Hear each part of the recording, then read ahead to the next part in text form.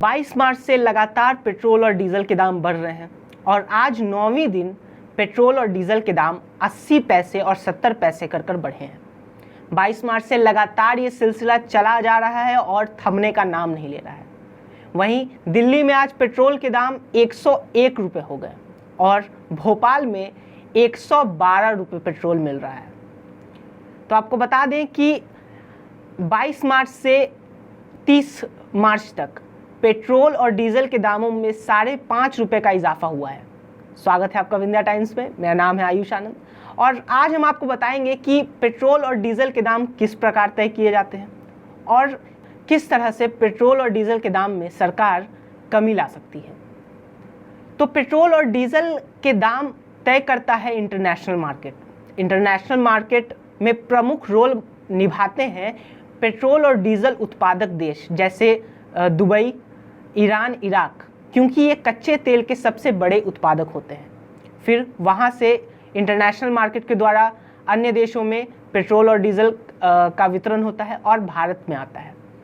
2010 से पहले पेट्रोल और डीजल का दाम भारत सरकार तय करती थी, मगर मनमोहन सरकार ने ये फैसला लिया कि 2010 के बाद से पेट्रोल और डीजल के दाम पेट्रोलियम कंपनियां तय करेंगी, जिसके बाद पेट्रोलियम कंपनियां भारत में पेट्रोल और डीजल के दाम तय करने लगी। मगर सवाल यह है कि 2014 से कच्चे तेल के दामों में गिरावट हुई है, मगर भारत में पेट्रोल और डीजल के दाम लगातार बढ़े हैं। इसके पीछे का कारण है एक्साइज ड्यूटी। आज हम जो तेल खरीदते हैं उसका 60% हम सरकार को टैक्स के रूप में देते हैं, जिसे हम एक्साइज ड्यूटी कहते हैं, और 36% हम तेल के दाम के रूप में देते हैं और 4% डीलर को जाता है। आपको बता दें कि बीते 9 महीने में सरकार ने एक्साइज ड्यूटी से 3,00,000 करोड़ रुपए कमाए हैं, जिसके बाद बीच में विवाद हुआ था कि सरकार क्यों नहीं कम कर रही है पेट्रोल और डीजल के दाम। तो सरकार की तरफ से ये जवाब आया था कि सरकार पिछली सरकार के द्वारा ली गई ऑयल बॉन्ड्स को चुका रही है। मगर अगर ऐसा होता तो बीते 9 महीने में 3,00,000 करोड़ रुपए जो सरकारी खजाने में एक्साइज ड्यूटी के द्वारा आए हैं, तो अभी तक ऑयल बॉन्ड्स क्लियर हो जाते, जिसके बाद सरकार के पास कोई इसका जवाब नहीं है।